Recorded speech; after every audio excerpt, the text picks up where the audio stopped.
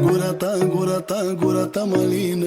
Inima de tine mi-e plină. Vocea ta, vocea de regină mi-ajunge la inimă.